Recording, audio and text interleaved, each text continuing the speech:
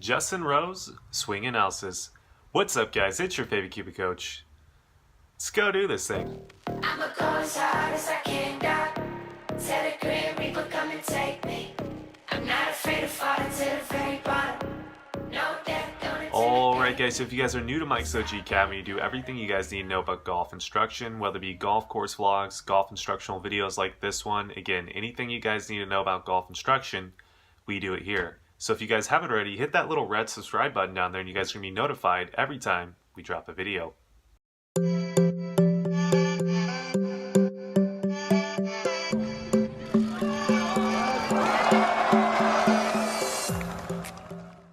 So, Justin Rose swing analysis. Before we get too far into the analysis, I know you guys don't like to see my, what I think, beautiful face. So, I'm going to shut off the video recorder right now so you can't see my face and you're just going to hop in and hear the audio. So, you're welcome. Alright guys, so before we get too far into Justin Rose's actual golf swing, let's go behind kind of some macro points I want you guys to get away from this analysis. The first one being, I think Justin Rose has such a good swing in terms of the average Joe, I believe, can copy this swing. Now, obviously, I don't advise anyone to copy someone's golf swing to its entirety, but there's some major points I think everyone can really do. There's not a lot of lateral bends in Justin Rose's swings. There's not a lot of excess movement in his swing. So again, I think it's a really common average Joe type of swing that I think you guys are going to get a lot of value from. Now, that being said, we're also going to go into a part of the analysis where I talk about matchups and certain movements I don't like that he does, but he's matching up other movements to do those movements, right? So it's kind of the matchup talk that we talked about in some other analysis. So let's go dive in. We're going to hop over to stats real quick and kind of just take a look at what Justin Rose has done in 2019, right?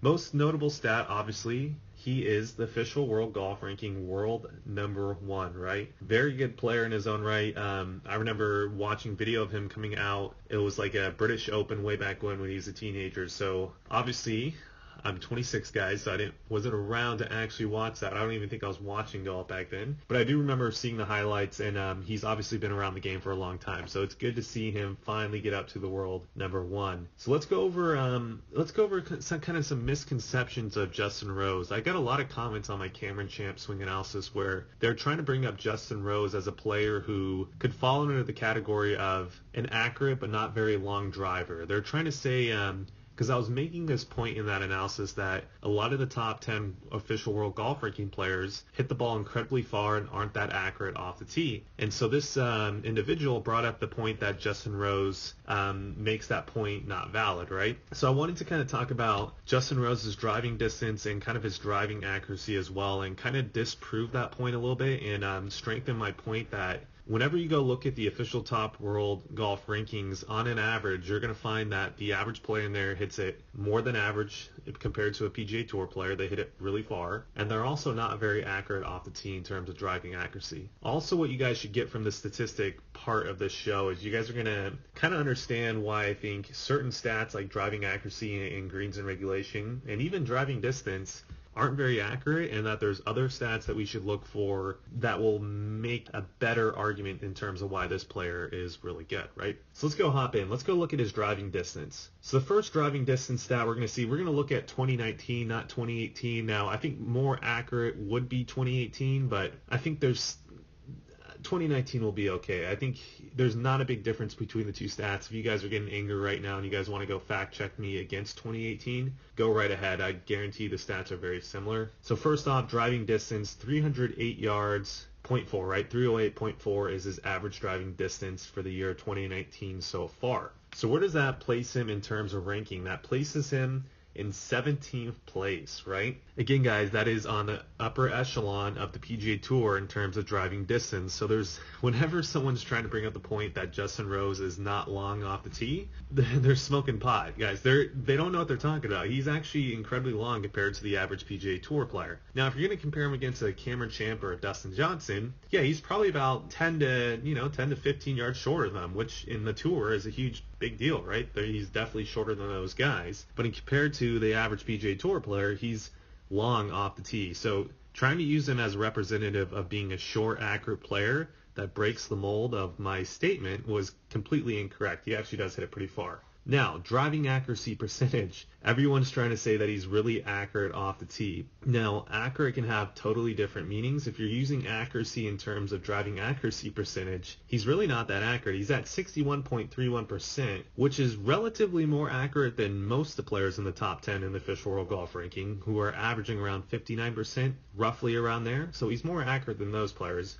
But in terms of the average PGA Tour player, he's ranked around 115th, which places him in the middle to kind of almost be just behind middle of the pack right there. Now, what does that translate in terms of greens and regulation? It translates him over to around 67.59% of greens in regulation, which is placing him at 170th place on the PGA Tour, which is towards the lower end. So just looking at these stats, driving distance, driving accuracy, greens and regulation, you're not going to be able to make a huge argument to why he's the world number one. You guys are going to be kind of scratching your heads, be like, those aren't that good of rankings, right? Now, why do these stats not show the reason why Justin Rose is so good? Well, it's the same thing that was happening with Tiger Woods. It was the same reason why Strokes Gain was created, because what the owner, or basically the founder of Strokes Gain, found was Tiger Woods was having traditional stats that weren't that good, but yet he was the best player in the world and dominating. So how was he doing it, right? Well, let's go break down driving accuracy percentage. So the reason why driving accuracy percentage is not that big of a stat or is not that accurate, even though you miss a fairway, how much are you missing the fairway? Or are you missing the fairway in the correct spots? You could be 30 yards offline, but honestly, 30 yards offline might be better than the right side fairway on that hole, depending if there's a tree in the way or whatever, right? So that stat in itself is not the most accurate stat in terms of, is the guy actually accurate? Because he might not even be aiming on certain holes. Obviously, most of the time they're aiming for the fairway, but certain holes they might not even be aiming towards the fairway, right? So that stat in itself is not the most accurate. If you go to driving distance, this is definitely another debatable one too as well. Driving distance is only measured on 2 holes. Now, arguably what the PGA Tour says is that on those 2 holes, 95 or even more, 95% or something like that of golfers on the tour will hit driver on that hole, but that still means that 5% of them aren't hitting driver, right? And they do try to do it on a hole that's relatively flat, but again, conditions change, right? Sometimes there's wind, sometimes there's rain, but over the whole season, what they're hoping for is that kind of just averages out, so you can kind of get a fairly accurate estimate. And based on what the tour is doing right now, I think it's probably not the worst way to do it, because I mean, you can't just go on the range and have them all hit drivers to get their driving distance, because that's not really fair. It's during the tournament play. I mean, if you really think about it, I have a couple ways in mind I think that could be a little bit better than the way that they just did it,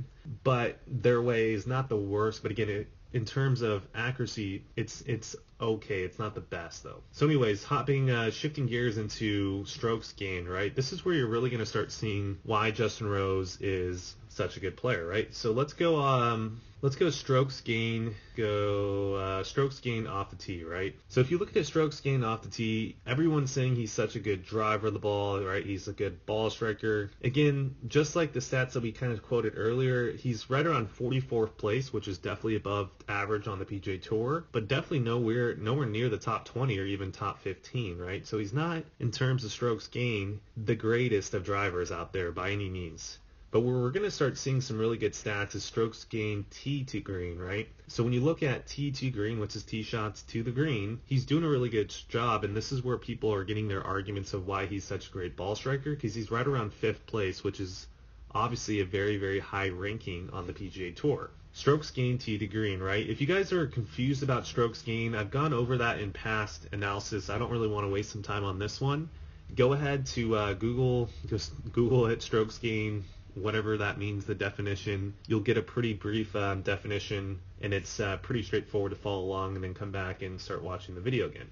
We could talk about total driving. We could talk about total driving efficiency, which helps his driving. Basically, it makes him look like a better driver. We're going to skip that for now. We're going to go over to greens and regulation, right? So remember how I said earlier in the analysis how greens and regulation is not the best stat, right? So it shows him over at 67.59% of fairways, which is 170th. That means he's not anywhere near the top players in terms of hitting greens and regulation. But what is he really good at? His proximity to the hole, right? He's 6th place on the PGA Tour in terms of proximity to the hole. So when he's hitting the greens, he's hitting it closer than anyone else on average, right? So again, if you go look at some of the other proximities, because proximity to the hole is just the average of all of them that he hit. Fairway proximity, he's right around 15th place at 28 feet. If you go rough proximity, he's right around 37th, which is more in the upper echelon of the PGA Tour at 39 feet.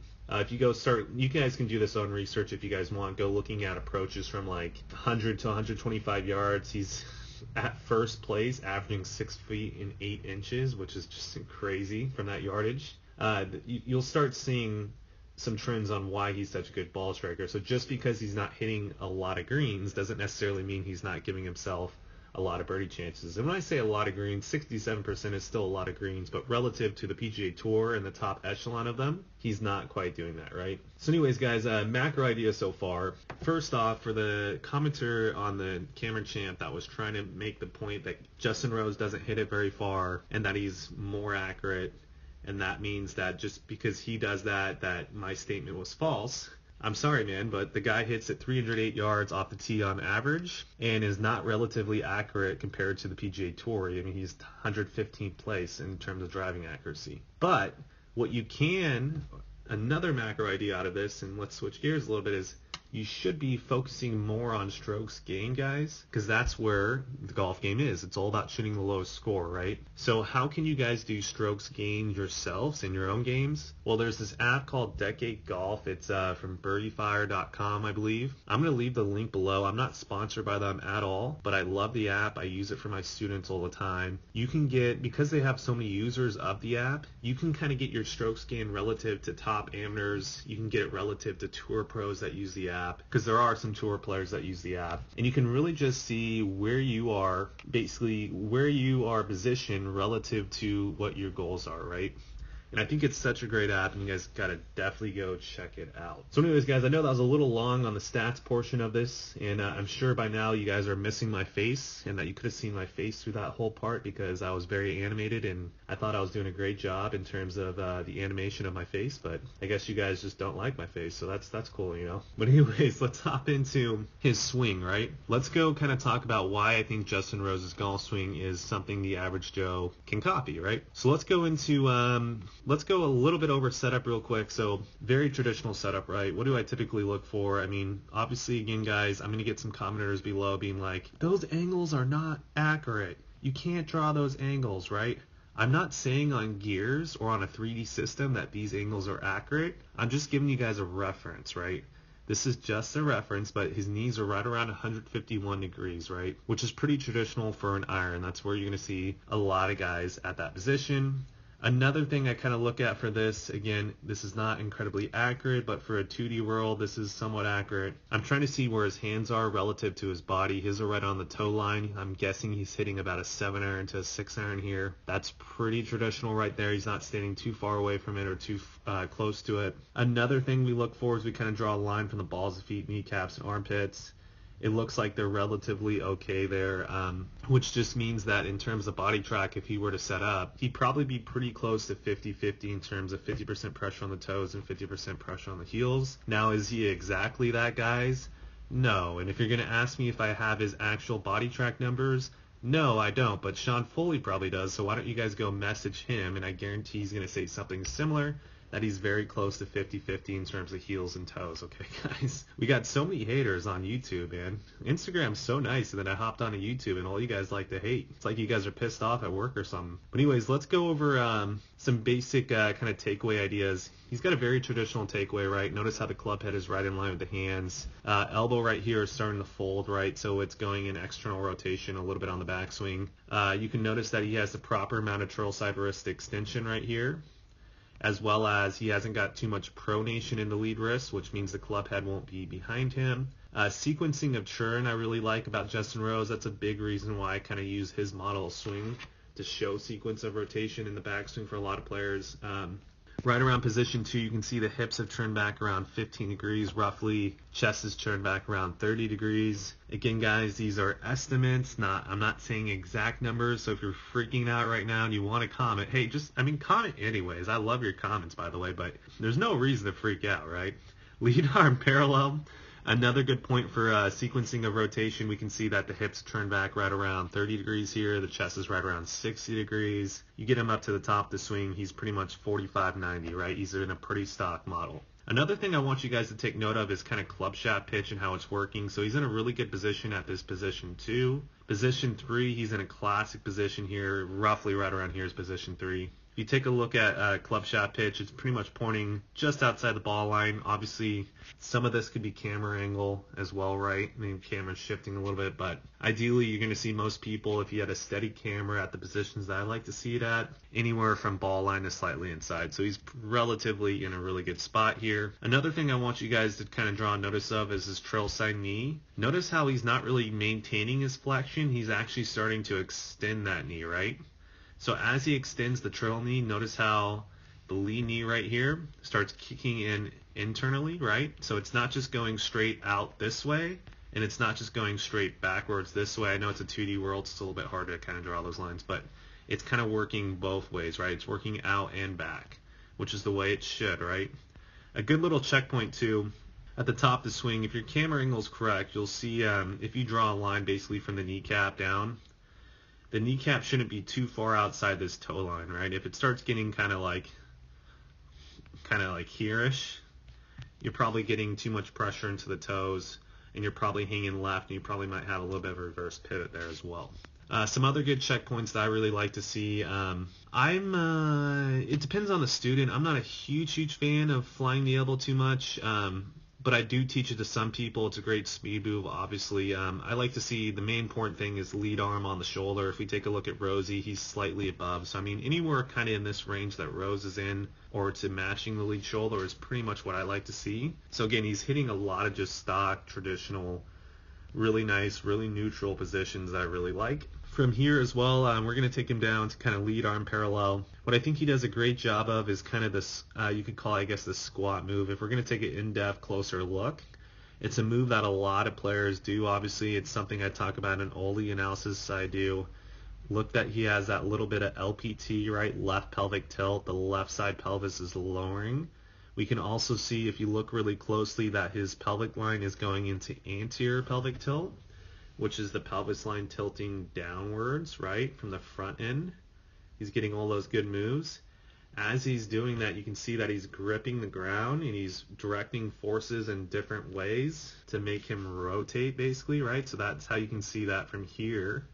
We can see that the knees are going lead knee. It's harder to see, obviously, in this down the line view. You'll see a little bit better here on the face-on view, which we'll hop over real quick just to kind of demonstrate what I'm trying to talk about. We'll see that his lead knee is going into external rotation.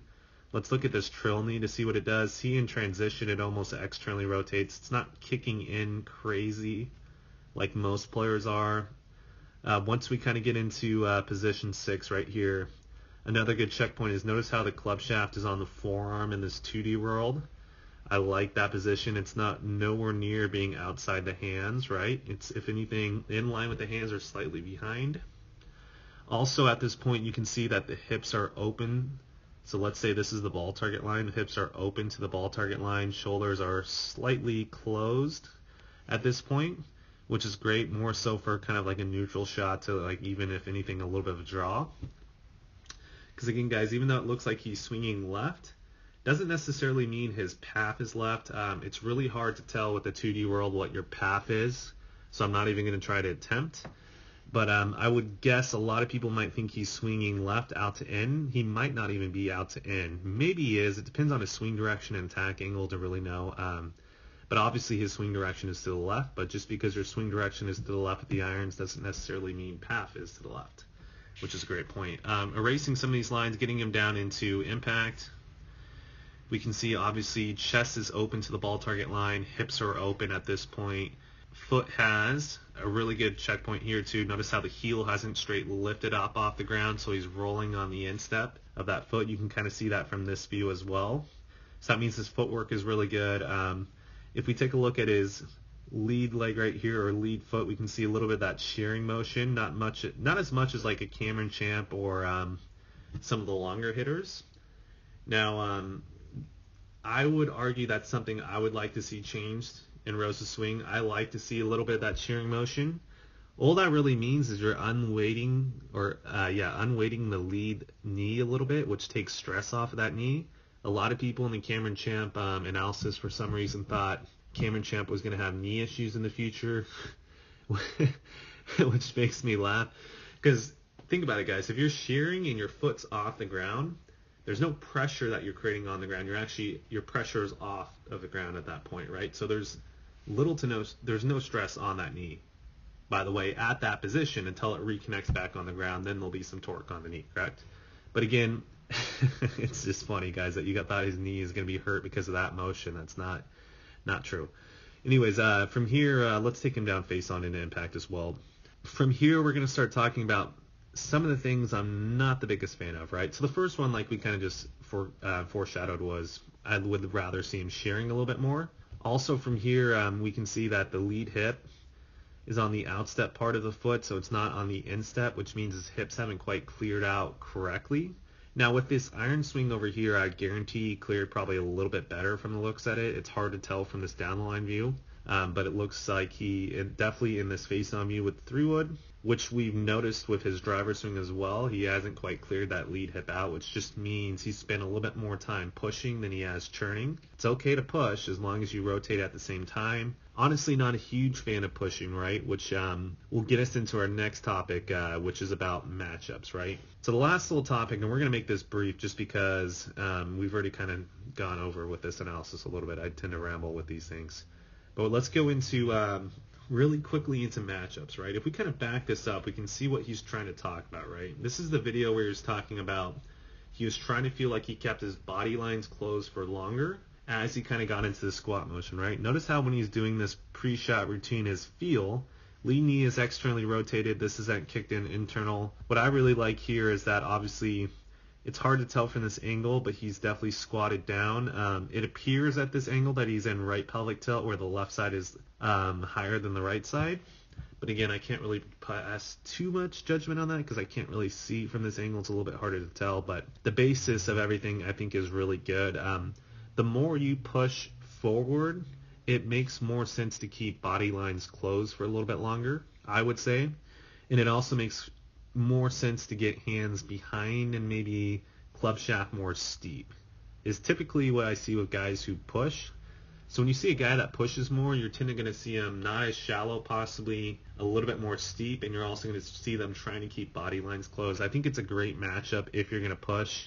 There's also a lot of people out there that think I just teach one style of swing too as well. I don't think you guys realize I didn't post all the swings on my Instagram of all the lessons I gave in Tokyo. There's actually a decent amount of students that didn't want me to post their swings, but I taught at least 6 people the bump swing, you could call it. I taught them to push and break the wall linear because that's what they wanted to learn. And again, when we were teaching those players, we were working a lot on sequencing, the kinematic sequence, and getting separation between the hips and the shoulder. A lot of them, when they were pushing forward, they had the chest in front of the hips while they pushed forward. So again, Justin, I think, does a great example. If you're going to bump here, getting more of Justin's feel where you're keeping the shoulder lines closed and behind as you push. Notice how his sternum right here is behind the pelvis line as he pushes forward. That's something that's super critical if you're bumping. Even if you're rotating, obviously, it's critical as well for a 3-wood. But definitely something I see a lot of people mess up no matter what swing they're trying to do. But yeah, guys, I don't teach just one method. I prefer a method to teach, and I will tell the students the reasons why I prefer those methods. But again, I'm not the coach that's just not going to teach something. If the student wants to learn it, I'll tell them the benefits and the drawbacks to each one. I'll also tell them it really doesn't matter what method you use if you're using some of the main ones that are commonly known, because I think those methods all can work when matched up correctly. I really think the more important process is obviously the implementation process and learning how to implement a new motor skill into your golf swing. I think that's the most overlooked process of all in the golf industry or teaching industry by far. So guys that are watching, this is a good kind of call to action right now. But I created a kind of a practice guide explanation sheet where I give you definitions of all the practice terms that I use, as well as my implementation process. It's a great document. If you guys are interested in it, get in touch. There'll be a link below with the product. It's $5 for the document. It's such a great document too. It's 6 pages. It details. It's not the lightest read, but it's not a really heavy read either. It just details everything you need to know about practicing. I highly recommend it. You can take any method, any swing you want, and implement a motion with that process as long as you follow it to the T. So if you guys are interested in that, definitely go check out the link below. I think you guys will really enjoy that. But anyways, getting back to the analysis, that's pretty much all I wanted to talk about. Again, I know we covered some some far and in between points with this analysis. Some macro ideas. Justin Rose, I would say, has a very, very neutral golf swing and a very, very traditionalist golf swing that I think a lot of you guys can accomplish. So what I would do if I were you guys, I would pick apart certain positions, i.e. mainly the backswing and transitional ideas that he does, and try to copy and emulate some of what he does. Now, the way you do it is obviously with the document I just talked about and implementing it correctly, but really take a look at what he's doing with this takeaway. You guys use this video analysis huddle by Technique. It's completely free. Start drawing your own lines. Start drawing everything that you need to know. Figure this all out for yourself, guys. You guys are going to be a lot better than just spending $300 for a lesson and not learning these skills. If you're going to spend that money on a lesson, please, please, please learn how to video your swing, learn how to analyze your golf swing, learn how to draw lines, learn how to compare, and then go spend the $300 on the lesson. You're going to be so much more happy with what you get from the lesson because you can actually implement it. If you haven't got this process down, implement first, guys. I'm always going to stress that. We didn't really go over biomechanical injury prevention talk this time. Maybe for another analysis of Justin Rose. This was more so this might just be the first. I might do a part 2 as well because there's a lot more we could talk about with Justin Rose. So anyways, guys, if you haven't already, feel free to smash that like button, leave me a comment. Let me know if you like these types of videos. And as always, hit that little red subscribe button. All right, guys, best of luck and play some golf out there. Sound a little crazy to ya. You wouldn't understand unless you was Man, I'm sick of all the bullies, sick of all the classes. I am done dealing with all of the bitch assness. I am not a cool kid, I am cool.